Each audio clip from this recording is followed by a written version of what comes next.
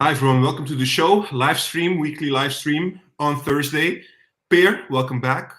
Thank you so much. Yadorenko, always nice to have you. Luke, Always a pleasure. Per, you're becoming a regular guest. People are thinking you might be, loving us. We love you. That's clear, but you love us as well, right? You can just say it out loud now. So, Yeah, no, I love you guys, but I'm not sure about being a regular. I think you just lack people, and then you just try to grab that guy, from over there in the corner. That's exactly the description of regular, Per. Don't give away this. Don't give away the secret sauce, man. Don't give away the secret sauce. All right, guys, we're gonna talk about the youth today, but before we do, we have an announcement quickly on the channel because there is some white noise going on, but we have to be clear also to our viewers, our followers, etc. So as it stands right now, after this stream, we will definitely have a break, but whether that break is temporarily or whether it's definitely, that's unclear yet. Behind the scenes, we are talking, we are checking whether we can continue, yes or no, but we don't have anything we can bring you right now in terms of this is going to happen or whether we will continue next season, yes or no. We will bring an announcement in the next few weeks after this stream once we have figured out what we want to do and if we can continue, yes or no. So we're trying to be honest upfront about it, but it's not something we can just decide just like that. So that's where we stand right now. Per is laughing as always. Doesn't matter whether it's good news or bad news. He's always laughing. No, but that's where it is. And I also got a question from one of our viewers whether we're going to follow the Dutch team. Maybe on a personal level we will, but we're not going to talk about it for sure. So if we would come back, we would come back when the season starts with Ajax, and that's going to be very soon because we have to play the second round of the qualifying in the Europa League. So that's in a month's time, almost 5 weeks from now, so or something like that. Yeah. All right, guys. Look, we have to talk about the youth. There's basically not a lot going on with Ajax, but this is something that's becoming a little bit of a hot topic.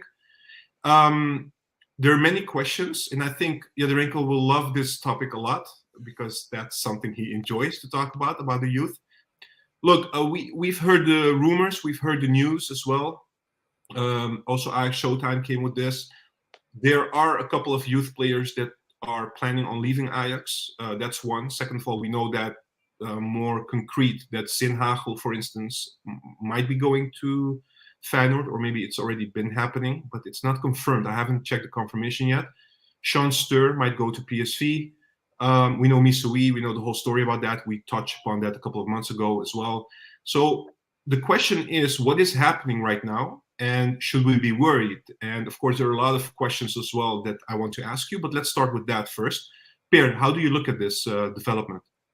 Well, it's obviously a disaster. The tough part is that we're losing very talented players. And the thing that worries me most is that they seem to be pointing at the salaries. Sorry? Can you explain who? Well, Sinhagel and Stur, for example, we seem to be losing them.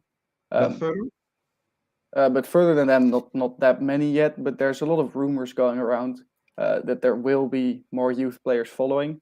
What seems to be the reason is that their parents, especially, seem to be pointing at salaries from, for example, Bonida, who has a very high salary at Ajax, but also some of the youth talents that have already extended their contracts or signed new contracts, that they have been given a higher salary than the players that are getting offers now. And yeah, they're obviously not happy with that, and that might cost us some very talented players. Yeah. Quickly around. Yadorenko, how do you see this? Okay, so you begin with quickly and then you ask me? No, quickly, because there's so many things I still want to ask, but I want you also to have your say on what Per said, and maybe you want to add something to it as well. It's good what he said. No, there is some turmoil, but they're always leaving players at Ajax and at PSV and at Feyenoord. That always happens. So it really depends. Like Sean Stur is a talent that you preferably don't want to let go. But on the other 5 that they're mentioning or that are rumoring, we don't know which one those are. So it really depends on who's gonna go towards Feyenoord, or who has approached Feyenoord, because that's the rumors that they've approached Feyenoord. But it could also be that Ajax have said we're not going to give you a contract, and then it's not strange that they approach Feyenoord or PSV. So it really depends on who the players are. But in hindsight, we've talked about this on previous occasions. I think it doesn't really matter that the players don't get that big salary. The big problem for me is twofold: that there's no structure in the payments. So if they give a player a payment, then they remain on that payment. So they are obliged to do a good negotiation, because they're not getting upgraded. And second of all, there are not so many youth players coming through anymore. Some players getting some chances, and some players are getting all the chances, and that's it.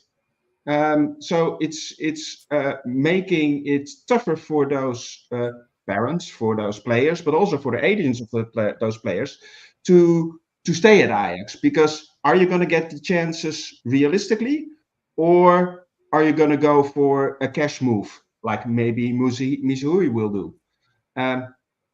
So let me get this straight, Yadorenko, and maybe I'm not drawing the right conclusion, or maybe I am. Just correct me if I'm not. What you're saying is there's so many loose ends to this story that we cannot only be worried about there's something going on, in the sense that our talents are only leaving because of this. There might be other reasons as well. So we need to be a bit careful in drawing conclusions basically only on one specific or two specifics.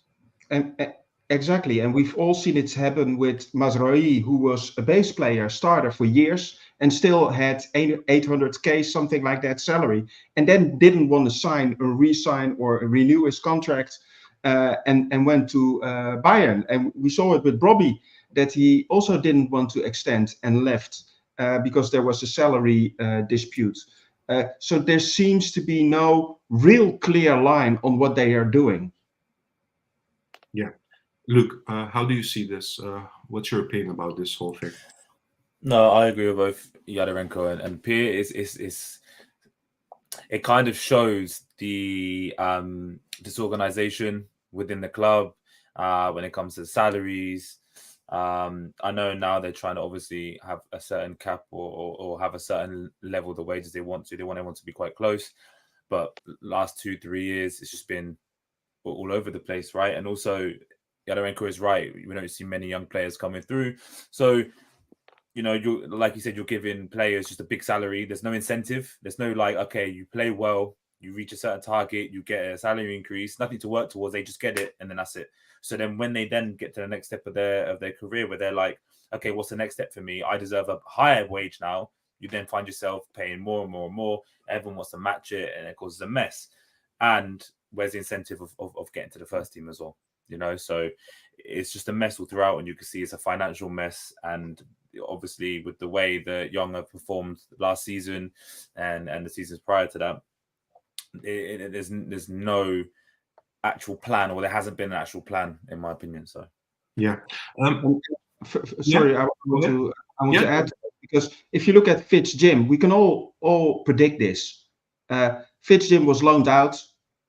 He was pulled back, and then he played for Young Ajax the whole season, and had 10 minutes in the first team, maybe 20. What's that about?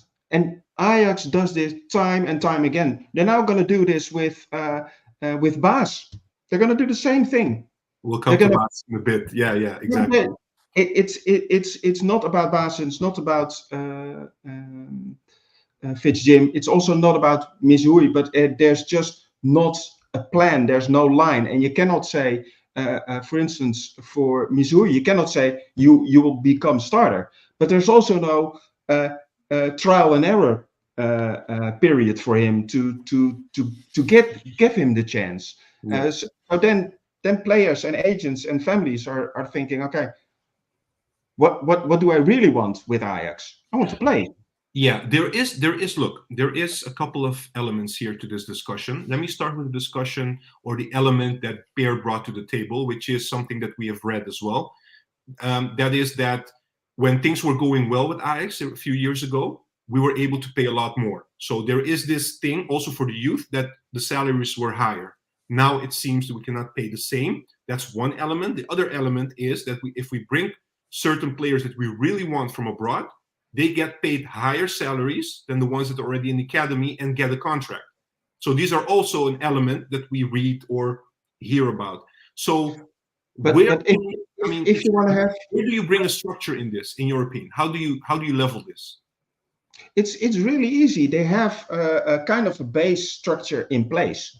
Okay. But one, stick to that base structure, and two, upgrade the salary when a player progresses throughout his contract. Okay. You cannot compare giving Bergwijn for 4 million and another base player which has an early negotiated contract, 800,000 although they might not be the same on the same skill level. If he's a base player, that gap is too big. Yeah. So you need to appreciate what delivers on the pitch, and then you can easily say, okay, if you want to earn more and play in Manchester City too, go ahead. We cannot stop you. Yeah. Luke, a question just quickly on something maybe you might know, maybe not. I know you were coaching with Reading, right? I don't know if you're familiar with this, but how do they deal with the youth in terms of giving them contract and stuff? Because here in the Netherlands, you can already give or start negotiating with a youth player when he's 15 and a half, something like that. Yeah, No, they you have our exceptions, but they can sign when they're 16, right? No, they can sign at 15. Oh, 15 already. Okay. Yes. All right. 14 and a half. Can I just quickly add something as Yeah, well? They can sign at 15, but over the last couple of years, Ajax has decided to only sign them at 16, which Yeah. I think is part of the problem as well, why so many players right now do not have a contract, even though they are playing for the Dutch national team, for example. And it's kind of creating waves that players would like to have contracts, but haven't been able to because Ajax decided, no, it's fine, you can play without a contract for now. Yeah. And this might be a problem because the highest or the biggest talent of that particular team, and look, they leave. And look what is happening in the world. In the world, Real Madrid is signing Endrick when he becomes 16 to come in 2 years to Real Madrid. That's what's happening in the world. And Ajax says, we have the biggest academy and we leave those players without a contract. Yeah, one of the arguments behind it seems to be that if they're 15 and they sign a 3-year contracts, which is the maximum possible, of course, then at 18 you can sign another contract. Exactly. But the worry is that if you make them sign a 3-year contract at 15, that at 18 they won't sign a new contract and they'll leave immediately right before they can play first team football. If they do, then let them. We've all seen how football works. We all know that only the biggest superior talents will break through on the top level at that age. If they want to strand their careers earlier, go ahead. I somewhat agree. But it's about making choices. Yeah, but the point I was trying to make, of course, is that I think you should give these players a contract at 15. And then if they play well, like you said, you upgrade the contract and you sign them a new 3-year contract, which is fine. But they're not doing that right now. They're just giving out 3-year contracts. And then in 3 years, we'll look at it again. Exactly. And you know what magic is, Pierre? You know what the magic is? One moment. You can upgrade the contract in the meantime, salary-wise. So if they do well, you can reward them. Yeah, so exactly. I think the best example of that one is Hato, because Hato was already a first-team player, and Ajax waited until he became 18 to give him. We understand why, but you could have, in the meantime, give him an upgrade on his youth contract. You know, tell him like, okay, in the meantime, you know, when you become 18, you will get a full contract, of course. So that's an example, of course. Luke, coming back to you, the question that I raised, sorry, you didn't have a chance to, but what do you know about how it works? Maybe, do you know, or? So when I don't do it now, but when I coached, it was just below the academy. So what would happen, we'd have the training, and then we'd have 3 different groups, and you had like a development group, so-and-so, and then an elite group where the best players are, and then they get offered trials to the academy from there. But that could be under 10, under 11, under 12, under 13. So all those young 10 to 13 ages and things like that.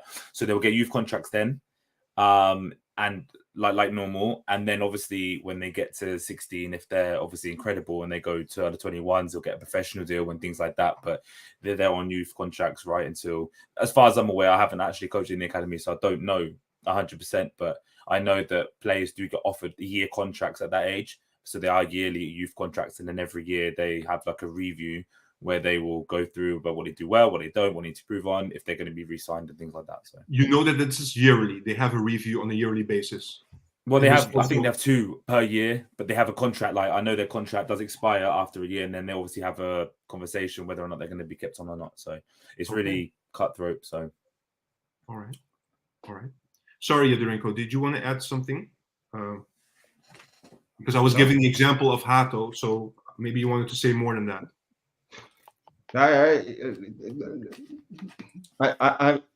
I think it's strange that Ajax almost invented this way of dealing with Suarez, because with Suarez they did this exactly 12 years ago or something like that. When he was at Ajax, they upgraded his salary in the meantime without have him extended in his contract. And that's the strange thing, that they know how to do it, but they don't do it. They don't follow through. So it was maybe a one-time idea from someone within Ajax, and then that's it.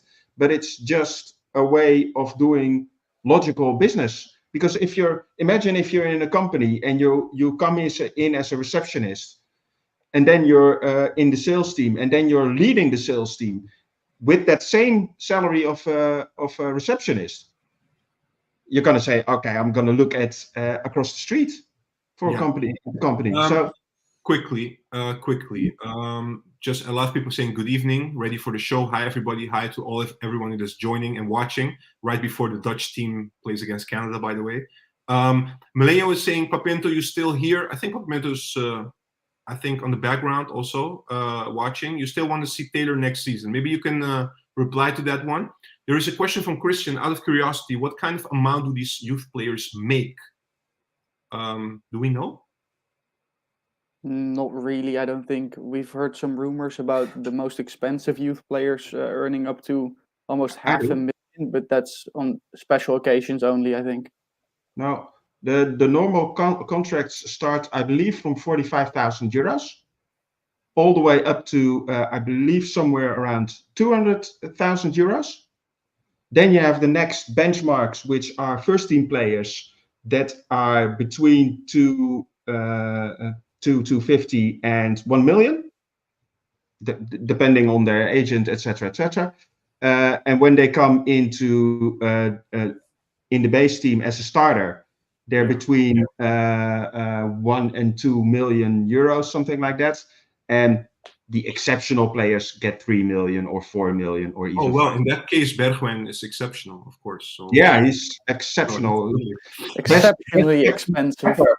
We have been praising him 2 seasons long, so he's been exceptional. Yeah, let's go to the formations. Hey, give me one more second. One last thing I want to complain about as well is that, for example, in games against Hercules, like the amateur team, I know we've lost that game. Let's not remind me, but I'm so surprised. I was so surprised that players like Misahui and Idumbo Muzambo didn't get any minutes in those games, whereas we really need to give players the opportunities to play those games. That is what those games are for.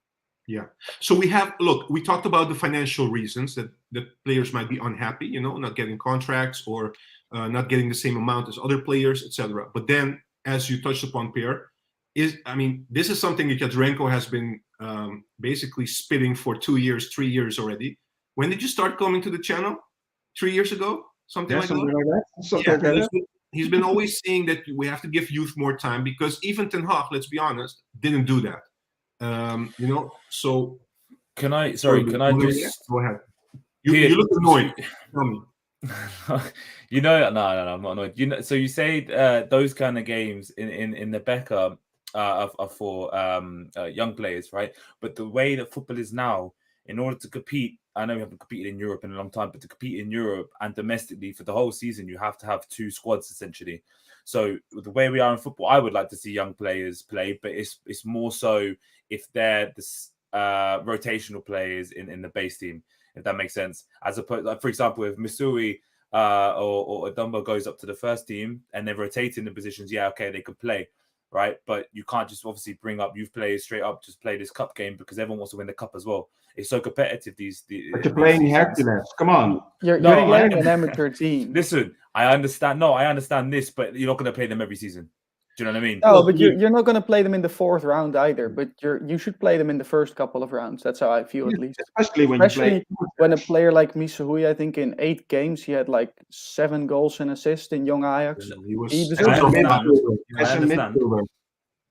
But then, then if you're Van der Boomen then, and you're not starting a game and you don't start the cup and have the opportunity to show what you can do, what are you thinking? Exactly. What I'm saying. But it's exactly what you're saying. They're all complaining. All the top clubs are complaining that the schedule is too busy. And what you see on the pitch, they don't rotate really. Whilst you need to have a team game fit, not only 11 players, but something like 20 players game fit. And you need to ensure that they can play with each other. So you need to rotate a little bit more. And that a player doesn't start in a cup game. Yeah, tough luck. We have a next round. Then show yourself and prove yourself. I also feel like you could switch the entire midfield around, and then you would make space for both Missouri and Van der Boomen. I was using it as an example. But I mean, I get what you're saying, but I still feel like you somehow should make space in these kind of games. These are the games that those guys can prove themselves. And it's the same if you're 3-0 up against RKC in the first half. Why aren't you subbing at halftime? Why aren't you subbing in the 60th minute? Why are you waiting until the 70th or the 80th minute to sub 2 or 3 players? You have 5 substitutions. I completely agree. But what I'm saying is that you have a first team and you have a second team for a reason. And I would prefer to see these young players implemented to the first team as rotational players, so they're playing regularly, so then they could play these cup games, as opposed to just And what I'm saying is, instead of just having young players come up, they play that one Hercules game, and then they go back down to young. I'd rather them implemented. Van der Boomen, you go, or all these second players, you go have young players there, which I prefer, and then you play these games, and then they can play consistent cup games as opposed to just playing one against an amateur team, and then now we're playing PSV the second round. You have to go back down to. You're hitting the nail on the head, Luke, because this is exactly what you need to be doing. Look at Fayzed. Look at Linson. Linson was a starter, and now he's way better on a better level as Fayzed is. Fayzed comes in, then stays at Young Ajax for 5 weeks, then makes 10 minutes and stays at Young Ajax. That doesn't work. Plays left wing. Yeah, exactly. Structure is for those young guys immensely important. Structure and regular appearance are really the thing that make the difference. And give a player 5 games the time, and then you know, okay, he's progressing or not. Then you know that. And it doesn't have to be 5 games as a starter, but give him 20 minutes per game, or sometimes 30 minutes if the score allows it, and do that structurally, especially with your top talents. Voss is officially with Farioli now, right, as part of the coaching team. Dave Voss, sorry, yeah, Dave Voss, yeah, sorry. So I think there are plans to use more youth players, because why would you have? I know he's a good coach also to an extent, but someone who knows the young team, so he's able to help transition players through. So I think there'll be a lot more. Look, there are a lot of things here that are interesting, because I remember when we had Ten Hag, because I'm going there for a reason. I mean, Ten Hag mentioned that, not a lot of times, but basically what it came down to is the level of the first team was so high that the bridge between young Ajax players going to the first team was quite a leap, right? That's basically it. So we always thought, okay, because the first team is so good, it's even harder for the young Ajax players to go there. Now, in the last 2 years, our level has considerably dropped. And not only, I mean, we saw a few players, of course, coming in, but not a lot. Although you have to say that John van den Schip tried a lot of players, just to be clear on that. But I think the most important thing is, after Ten Hag, we didn't have a real structure because Schreuder was sacked within a few months. Then we had an interim. Then we started with a new coach again. Then he was sacked. And then we started again with an interim. So it doesn't help. You know what the problem is? Yeah. You know what the problem is? The problem is there's no knowledge on any football level within Ajax. Look at Mikautadze coming in. What did Mikautadze do? What did he do? He played Moneyball. Yeah. There's no one in Ajax that understands what he's trying to do.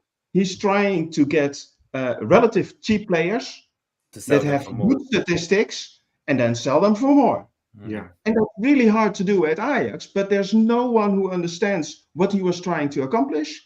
So there was no one who was understanding how to help him. Except maybe for Van der Sar, but he left. But I also think Van der Sar hired him. I would imagine that he knows why he hired Mikautadze, right? I don't know. He even knows, but sorry, Luke, go ahead. Sorry. That's okay. With the argument that so the level of between Young and Ten Hag's team was too big, I think that's such a stupid excuse, because if you've got better players, then surely these players will become better playing in this team. Gravenberch is one of them, right? To an extent. I know he left really early, but players come through. If they got regular game time, then they will become better because you're playing with better players. Look at Hinson. Okay, our level's not been great, but he's managed to at least play at a certain level that makes him look like he makes a difference, or actually does offer something to the team, whether it's hard work, whether it's making space. Like, okay, we were all impressed with his combination play with Berghuis, right? To an extent, he would go wide, Berghuis cut inside, things like that. I just think that when we look at teams relative with their level and the young, I just feel like the reason why there is no gap. It's just you go and play. If everything is smooth with the structure of the club, you've got the same playing style throughout the whole club, the same philosophy.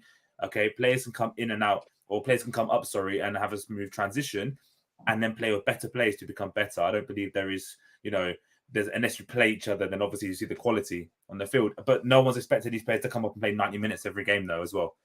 Come up, be exposed 15, 20 minutes, like Enrico said, and then play 30, then play 40, then play 90, and then become a starter, and then that's that. So we saw this season. I mean, in terms of that, Van het Schip tried everything. We saw Gooyer, we saw Marta, we saw Gods coming in at the end of the season as well. Who else did we have? Vos, Linssen, Sylvano Vos, yeah, Linssen, of course. Banel as well. So we've seen a few players this season getting chances or playing, right? The other end, very happy about it. Getting chances or getting playing time. What's the difference? The difference is what looks at. Give a player a structural chance game after game after game after game. That doesn't happen. Only Linson got that. Hato got that. I feel like Marta got some of it as well. Yeah, but then he was put on the right side, right winger position. So he was doing okay on the left back. He was not doing well on the right wing when they put him there, and then he got out. And then he got out for a few weeks, and then they get him in a game. Yeah, he totally lost it, and he's not the diamond in the rough, so to speak. So it was really surprising to me how he performed.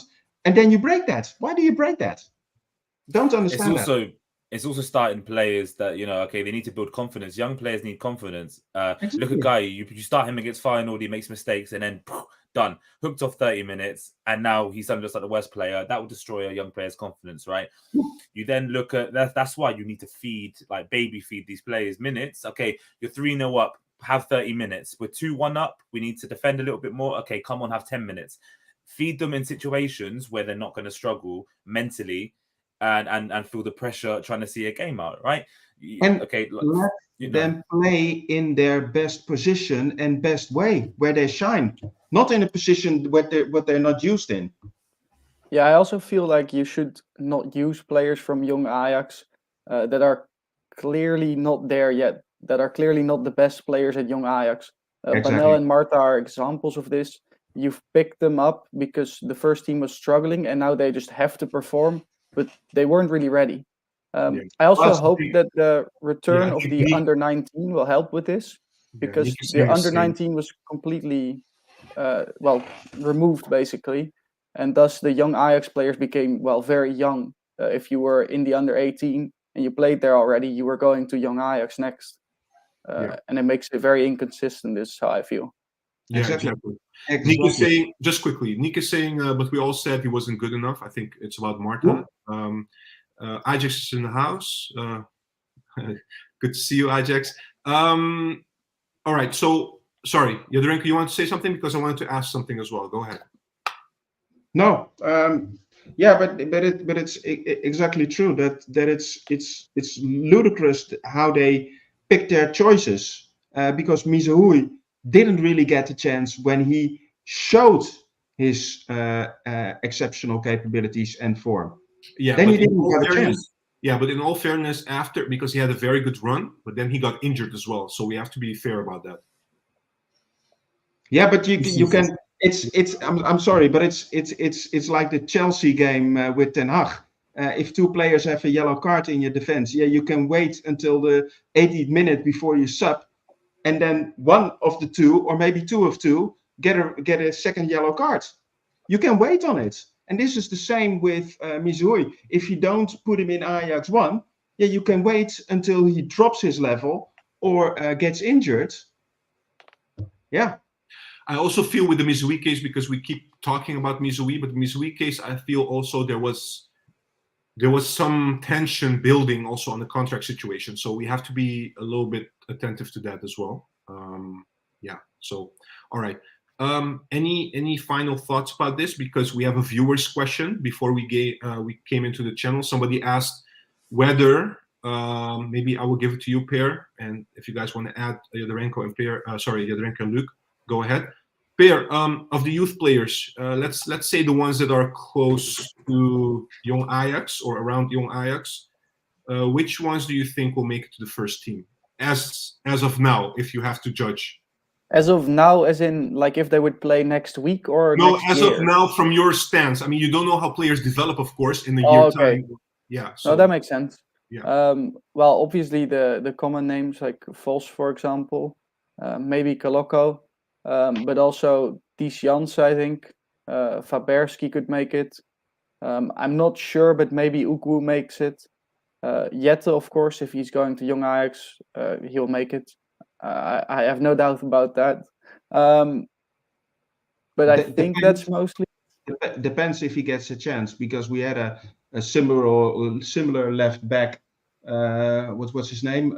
Prince Aning, who was doing really well at young Ajax and under 19, and then he got sidetracked to Borussia Dortmund, and then Ajax bought all left backs like Wijndal, and it's Avila, Sosa. Yeah, ludicrous. Exactly. Yeah, exactly. So probably those, maybe Rijkov, if you still call him a young Ajax player as well. Mm-hmm. There is some potential, but I also feel like there's some gaps as well. About Rijkov, don't you think he was a bit underwhelming? I mean, I know it's just been a few months, but still. Yeah, I think he's... Well, I mean, at young Ajax, he was pretty good. At the first team, he was pretty underwhelming. The thing that worries me most with him is that he doesn't really have any specific qualities. He's very good at picking his moments and then finishing very well. But he's not very strong. He's not very fast. He's sounds like Akpom. Yeah, a little bit. But Akpom is still a bit stronger, I'd say. Yeah, obviously. He's 28, 29. What is it? Yeah, I think so, 28. I'm missing one name, Per. Yeah, I probably forgot one, but it's really hard from the top of my head. I'm missing a big name. A big name. Unova. Oh, Emre. Emre Unuvar. Yeah. Yeah, but I think he still needs some time. I mean, I would Yeah, also yeah. have said Sean Yeah, but Stur, but if there's one potential, I would name him as the first. But he's really young. He's really young. yeah, exactly. Together with Sean Stur, I think they are incredible. Yeah. But I really want Sean Stur to stay, so I hope he changes his mind. Yeah.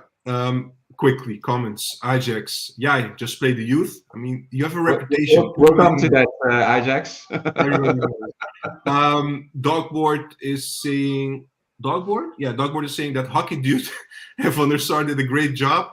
All the Riekering or Jonk are the types you need. All right. Okay. Enough about the youth. Or do you want to continue talking about Jelirenko? I know it makes you very happy. Yeah. Yeah. No, we have a couple other things we have to touch upon. So let's do that. Let me go first with something that Pierre came up with right before the stream. So he said, you know what would be nice, Juan? I said, what would be nice, Pierre? And Pierre said, okay, how about we come up with the names of the players that we currently have and what will be our ideal 11? But if we're not happy with the position, then we want a new signing for that particular position. So you guys drafted your own 11. Let me pull it up. You guys can just elaborate quickly on it just for fun and see if our viewers want to react on that as well. So let me pull up who wants to go first. Who wants to be on the chopping block? Yeah, it was his idea. Okay, Sure. Pierre, you're going first. Here we go. Quickly. Okay, so this is your lineup. Ramai, Kaplan, Sutalo, and then we have Ranch on the right, Hato. You're keeping Hato on the left. So keep that in mind. I will ask you this in a bit. Tahirovic, Berghuis, okay, in the midfield. Taylor, Gods on the left. Broby, and a new signing as a right winger. So I have basically two questions for you. What about, how about, why do you want, I mean, I know we have Kaplan, right? But do you still think it's good for the development to keep Hato on the left? That's one question I have. I don't think it's great, but I think Kaplan is better than Hato, to be honest. I would also Really? not mind seeing Hato as a 6, but I think Kaplan is incredible and the most talented player that we have. Really? I also think he is ready to be a starter. So why don't you put them both in the center? Because they're both left-footed, and I don't want one of them to be on the right. So? Well, playing They're out from the back is much they're easier. They're intelligent enough. They Why- could why be. would I mean, why I would wouldn't you- say it's the worst idea, but I still think this is probably better because but Farioli it's- also wants. It's No, I give think me a second. Farioli also likes playing with fullbacks that play on the inside, and Hato can play on the inside, That's a whereas good all point. the fullbacks we have right now cannot. Yeah. But I think it's just ridiculous, not from you, Pierre, because you have a very high level of logic. But I think but it's ridiculous that trainers tend to do a right-footed center back, a left-footed center back, and a left-footed right winger, and a right-footed left winger. Just look at what they can do. Look what they can do. Look if it gels, and if it gels, don't change it. Was it stupid in 1995, Jelirenko? What? Having left footers on the left. So when there was very specific Ajax with their positions, because if I remember, they liked having their left-sided centre mid. So the 8, left-sided 8 to be left-footed, the right-sided 8 to be right-footed, and then they wanted the right. George was right-footed on the right side. That's what I'm saying. But Overmars was both-footed on the left side. he was mainly left-footed though, wasn't he? Who? Let's just be real. Yeah, Overmars. No, he No, was. Overmars was two-footed. I and know it was both, but left he was favoured better. his left a His lot, left right? was a little bit better, but he was Yeah. two-footed. But there was still an obsession of having the same footed, like specific feet on specific sides, right? It's just the way football is. It's But just the easier to whole wingers, but the whole wingers and the fullbacks have changed and modernized. It's not the same as No. in the 90s. So I'd argue it No, very much depends on player quality. yeah, Exactly. And Exactly. right now the quality isn't that high, so I'd rather play with the easy left-footed player on the left side, right-footed player on the right side, and with the wingers reversed. For example, Anthony, I don't really want to see on the left side because he can't cut inside and shoot with his right foot. And look, you're saying that in '95 it was that case, but remember De Boer playing on the left side, and Rijkaard and Blind both right-footed playing in the center. I think it's just a tactical thing. I was just Yeah, throwing but the argument to you. it also really depends on what player you have. If you have a player like Rijkaard and Blind, you're not going to bench one of them. But if you're trying to coach, now I'm looking at it from trying to teach it. If you're trying to coach a player and they're right-footed on the right side, they can allow the ball to come across them. I'm not going to go too far into it. And take a touch on their right foot if they're right-footed. And I'm not saying you have to be right-footed on the right side, but if you're then left-footed and you can't use your right foot, which let's say Kaplan and Hato can't, they'll find it very difficult to receive on their right side to then play to the right side and go forward. Do you understand? Because they're on that side. That makes sense. Of course, I understand, but it's also really depending on what kind of players you have, what kind of ball game you want to play, and mostly you can see on the pitch what happens and what works and what doesn't work, and all that chit chat and that in Dutch we call it geneuzel. I don't know how you translate it in English. Geneuzel. How do you say geneuzel in English? Geneuzel? It sounds like nonsense, basically. Nonsense, yeah. Something like that, yeah. Gibberish. Oh, Gibberish about how you should tactically do things all the time, etc., etc. It's all BS. Like those assistants with their pads when a player comes in. What you gotta explain? Oh, there's the goal, and you have to. What's that about? All right, guys. I disagree, though. Let's stop there. You're insulting my coach. You're insulting my coaching side by saying it's all nonsense. There is so much detail that goes into it. All right. There is. But do you really think that a player, when he gets the ball, thinks about, I'm now in the half space, so I should get the ball? No, he looks where the space is. It depends on the manager. Man City, I know we're talking at a really high level, but Man City, they do nothing but look at what half spaces they're in. They look at where the opposition are, and then, okay, I'm in the half space because these two players are split, for example. You can't just play football, there's the goal, and let's go. Otherwise, you end up looking like Stoke in 2008 by kicking it forward every time to a big man. There are tactical, that you have to find half spaces the reason why half spaces are there is so you can play between the lines of the fullback and the centre back. That's the only reason half spaces are there. Of course, but it's also that part of the pitch. It's all space. And you're mentioning Pep. And Pep, what Pep does in the last third is do what you want. Do what you want. Exactly. Be creative. Make something. But how does he get there? By having a left-footed centre back, a right-footed centre back on the same side to play forward. All right, guys. I really have to continue. No, done. Great. Okay, quickly. I still have to show your 11, guys. So one moment. Here, coming back to yours, just one more question. Why don't you have Bergwijn on the sheet? Because I'd like to sell him if at all possible. Okay, clear. All right. I do think we need an extra left winger as well to be to keep it competitive with Kots, but I don't think Bergwijn is the one. I think he's too expensive overall. And we could still get some money now. And if we keep him 2 more years, then I'm not sure about that. Clear. Thank you for that. Yadorenko, going to your 11. Let's see. Hato, Kaplan in the center. Gooijer on the right. New signing left. And you also mentioned Baas being a reserve. So Vos, Taylor van der Bomen, new signing in the midfield. New signing. Berghuis as a sub on the right wing. Gods and Van Axel Dongen and Brobby and Akpom. Okay, do you guys have questions for? Yeah, I actually have 2. Do we not need to take the money for Akpom? Yeah, could be. Okay, and about the right back, do you believe Gooijer would be good enough? No. Well, that was very quick. Yeah, why don't you have him as number 1? I think he has more. Not really more potential because I don't think he's a great talent.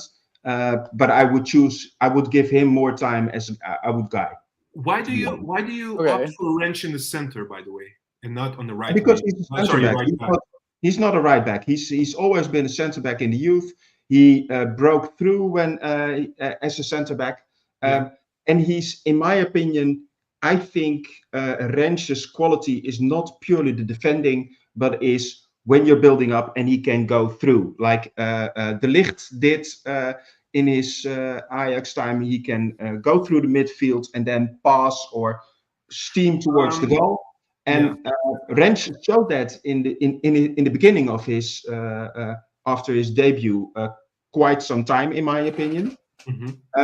So that's why I want to have him back there, because I don't think he's great as a right back. What about what Per said about Hato with the Farioli tactic? That What if about he an becomes a inverted right back, right he back? can move. Sorry? What about an inverted right back? Yeah. Exactly. That he becomes inverted. Would that work? You mean Rens or Hato? Rens. No, the example was given by Hato, by Yeah, Per, okay. that if he plays Okay, so Rens on the left back. Yeah, and Rens as a right back can also play inverted then. I don't think he's a back at all. I think his strength is choosing his moments through the middle, and then playing the ball either in the depth or in the combination, but not going all the way through the line and give I a think crossing. Rens in the center, that's my opinion, would only work with Kaplan next to him. Could be. Because defensively, on one-on-one, I don't think he's strong enough. No, sure. But in the build-up, he has some qualities, and I think if you want to play the Ajax game, you need that, and that's where, in my opinion, he excelled the most. So let's see if he can redo that again. Okay, all right. Let me go to Luke now. Luke, you're 11. Let's see quickly. Ramai, Hato, Sutalo, new signing on the right. You have Mansverk on the right. That's what I noticed. That's an interesting one. You have Wrench as an option on the left. Henderson, Tahirovic. Do you know something we don't about Henderson? Is he staying? Did you call him up or something?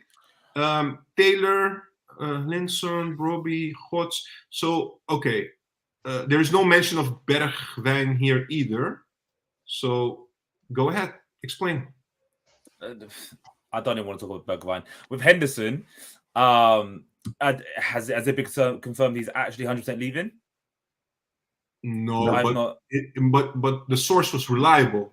The Athletic is usually reliable. But you can use all the players. He's still there. In an ideal world, he'll be there. But the reason why I put Mansverk there is because inverted. But if you haven't got the fullback for it, I'd rather a midfielder be there. Mansverk has shown that he's okay on the ball. He can continue to circulate play. He can be quite defensive, so he can do a job. Depending, we haven't got a fullback that could do it, because I think Wrench, unlike whatever you guys think about Wrench being able to be a back or inverted, I think he can, but there's only one, because the guy, you can't do it. I don't think the Hoyer can do it. I don't think that Sosa could do it. Vine now obviously can't do it. So, you have what you have. And I think that, I put him there just in case we need him as a rotational player to be there. I'd rather sign someone to play there and do it. But if you can't find the right player, inverted, you might as well just have a midfielder there, just like Rosario does for Nice, or did for Nice. Yeah. And also Akpom. Yeah. Get Akpom out. Just take the money, go get Rykov in the team. Because we had this talk about having youth players come in and being backups and getting game time. So, Akpom or Broby. Yeah, let me get this straight. You would be totally comfortable going into the next season with Broby as number 1 and Rykov as number 2. No other striker. No, you don't have to. You can have another striker. Could be another young player, but I would be happy with Rykov as a number 2. How else are you supposed to improve or show what you can do? If you still got Akpom playing, okay, who is also 30 almost as well, and we probably would get a good offer in the summer considering he's played quite well this season. Okay, and we're having a build-up year, so it makes a lot of sense. Okay, clear. All right, guys, I'm closing this topic. Going to the comments really quick. Let's see. Ajax is laughing because of the geneuzel word that you just said. Yeah, not a lot of not a lot of reactions on the 11. Okay, so guys, quickly, we touch upon Baas. News from the Telegraaf that Baas will be brought back to Ajax. And allegedly also Sosa and Wijndal has been told they can leave. There's no future for them. But when Baas comes, he will become, of course, more of a rotation second option. And Ajax will maybe go for a signing. That's what the article said. But if Hato plays on the left, do we still have to go for a signing on the left if Baas is coming back? Well, how do you guys see that? Well, I think we do still need a signing. I don't think Baas is good enough. I also have a little conspiracy theory Go ahead. that they are just telling us that Baas will be the left back or backup left back so they can get rid of Sosa and Wijndal, rather than that they actually think they're going to play Baas. If he ends up not being good enough at the end of the preseason, I think they'll just sell him or loan him out again and then buy someone else. Oh. But isn't that a stupid tactic, Peer? It's a Because tactic. isn't that a stupid tactic? Because you got the Euros coming up, so let them play the Euros first. If they do well, you say no, we want to keep them, and then sell them. Well, I mean, Wijndal, of course, won't play at the Euros. No, but Sosa will. Sosa will. But I just think they'll up the price if he's doing well. I don't think it really matters that much. I do think they will wait selling him if he's going to play the Euros anyway. I don't think Sosa himself wants to make the decision before playing the Euros as well. Clear. All right, guys, last topic from my side. We've also heard about the deal of Mikautadze and Conceição. So they both had clauses. Those clauses have been activated, those buy clauses. So Conceição officially to Porto. And a few days before, I think also we heard about Mikautadze being officially bought by Metz. And then they relegated. Sorry? And then they relegated. Yeah, okay. But look, my question is not about whether we did well or not. I just want to know, like, what can we learn from this experience with both players? That's basically my only question. What is the lesson learned for Ajax in this regard? Who wants to go first?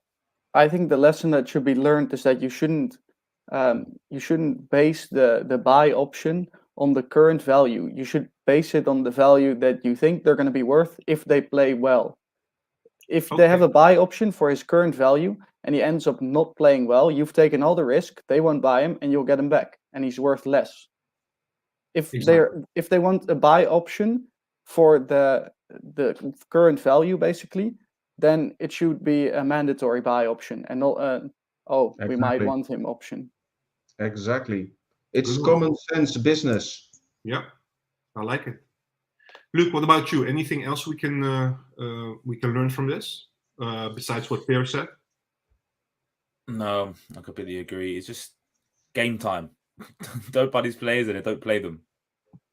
Do you know what I mean? But if you buy them, then play them on their strength position. Like Mikautadze, Yeah, no, exactly. I don't believe he ever played on his best position in Ajax. He goes to League One, and how many did he score? 13, something like that? In half a season, yeah. In half a season? Look at Conceição. When they played Arsenal in the Champions League, he was really, really good, right? And he plays under his dad or whoever, and he plays in the country he knows and things like that. But he never had opportunity because the only time I ever saw him do anything amazing was either, it was either in a match that didn't matter, like a friendly, like pre-season, or he played in Young. Do you know what I mean? What I was most surprised about was that everybody kept saying that he can't finish, but if you watched young Ajax, you could see him improve his finishing over the year, and then again, we didn't give him any opportunities anymore. Yeah. And now we're crying for a right winger to rotate, and it's like, there we go. Yeah, exactly. All right, let me go to the comments, final. Keith is saying, I kind of like Akpom, but I do agree with Luke, give Rijkoff chance, the next Huntelaar. All right, that's a good one. There was a comment earlier, but I waited for that because we are now come to the end, basically. Millennial is saying, I'm wondering how we let so many talents leave the Netherlands. For example, why was Van der Ven playing in Wolfsburg? Is it because Ajax wants defenders too short and play from the back, or scouting? Correct me if I'm wrong, but when Van der Ven was playing for Volendam at the time, and at the time we had Blind and Martinez, Lisandro. So it was almost not possible to sign him. We just didn't need a left-footed center back. It's not like Ajax didn't know him, and I know all the TV analysts kept screaming that we should have bought Van der Ven, but we didn't have any place for him, and Martinez and Blind were better. And then mostly, for sure. They mostly scream. Those analysts mostly scream in hindsight, because Yeah, if you now say Emre Unvar to Marco van Basten, he doesn't really know who that is. Yeah, I wouldn't play him. I don't know him. Mene is also adding to that. How easy do you guys think we were with selling Botman, Schuurs? That was good. Botman is not an Ajax type defender, and he developed well while he was there. But at Ajax and at young Ajax, he was not showing be worthy for the first team. And sometimes those things happen. It's just making a choice, and I think the right choice. In contrary, what they're doing with Baas, because they're keeping him on a threaded line. Just get him in or get him out. Yeah, Pavimento is saying same goes for Schuurs, so it was a good deal to sell him. I feel like Schuurs is more of an Ajax defender than Botman, though. He's a bit sleepy, but he can at least play out from the back. But he was also unlucky that we still had Timber, who was obviously incredible. And he's also like De Ligt. He had a phenomenal shot in his right foot. Yeah, that's true. But they never used that. Yeah. All right, guys, let me go through because there are now there are now comments pouring in. Just quickly, final comments to do it. I think people are just tuning in and watching the beginning of the stream. So Christian is saying, I'll do a final question on my end as well. Gentlemen, how are you looking at the teams that have been promoted from the second division, Willem II, Groningen and NAC? Are these easy 18 points? Ooh. That's like looking at a crystal ball right now. But I think if Farrelly comes in and really sets up a good structure and a way to play and on the ball all the time trying to attack with the right players, I don't see why they're not easy wins, but why we wouldn't be expected to win. If that makes sense. Yeah, I think you should aim at top 3 minimal next season. We should, because we want to reach the Champions League. We have to. Yeah, exactly. You should win those games. But it's always tough. I mean, they're definitely going to hire some players from some big clubs, and they could somehow be good. It always happens. I mean, you've seen NAC Breda over the years loan a lot of players from City, for example, that then impressed. Yeah. But overall, the quality is quite low, so I think it shouldn't be that much of a problem. That's what we thought the last 2 seasons as well. So, all right. Look, we're giving Farioli, a better chance. So let me go to the comment. Dogboard is saying a decent trainer would make this work. At least you would see a game plan. Maurice and Schip are just shitty trainers. All right. Juan, I love you. I love you too, Arco. Thank you for that. Alessandro is asking thoughts on Coloco. I remember him being one of the most. He did it again, a bit lower down. Oh, sorry, he did it again. Yeah, one of the best talents since many years. Pierre, your thoughts on Coloco? You mentioned him before. I wish he was just a little bit faster. Okay. But he did show potential, even in young Ajax, and he never got a chance. I believe he has a very special build with technique. Yeah. He's still quite tall, I think. Yeah. That's true. Christian is saying, also with knowing which teams we can possibly draw in the second round of the Europa League, what is your ideal team to draw? Honestly, I looked at it. I also shared it with you guys. I'm going to reverse it. The only team I would not want to play is Panathinaikos. Oh, I love Panathinaikos. All the others, it's fine by me, to be honest. But Panathinaikos, you don't want to draw them that early and play in Greece and stuff. So that's my opinion. I got good memories on Panathinaikos. Yeah. because also, guys, quickly on that. So we have to play already, I think, correct me if I'm wrong, we have to play it already mid-July for these rounds. But we know Brobbey, Bergwijn, a couple of players are playing Euro 2024. So when they come back from those tournament, they probably need a vacation. So but Brobbey won't play that much. Who would not play? No, it doesn't matter. They stay on vacation after. Yeah, of course, but he won't be drained that much. No, but that's not the point. The point is we have a new coach, new system. Sure. They want to take a vacation. They come back and then they have to start learning everything. And like the second round draw is around the corner. So it's not ideal. That's why we need a bit of a good draw. to be honest. It depends. Some of them normally they could take like 3 weeks, but some of them literally take a week. If they haven't played a lot, they just take a week, go on holiday, and then they come back ready because they want to be fit and ready for the season. Because if you've ever played for the Euros, no point taking a vacation like that long. You want to come in and prove to the new manager that you're fit and want to play every game, right? So ideally, it just depends how long they take, isn't it?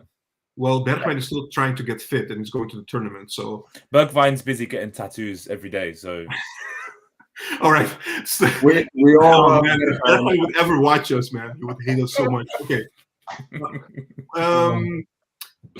Arco is saying, is every podcast quitting? Also, Pantelic falling apart. Geez, sorry, Arco. We're not, like talking to each other or, like arranging these kind of things. But yeah, it is what it is. Let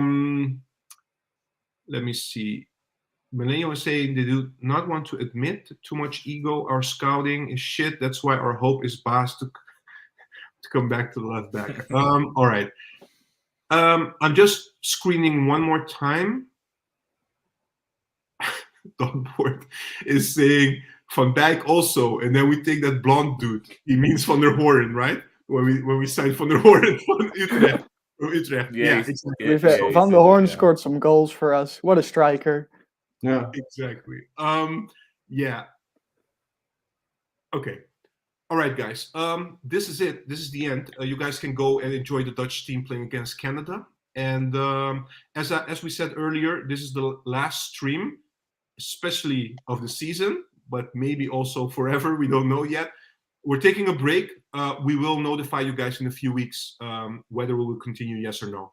So hoping you guys are enjoying the summer, although the weather is not good anymore still. But yeah, we'll be in touch soon, guys. And Per, Jadrenko, Luke, thank you for taking the time. All right, guys. See you. Bye. Cheers.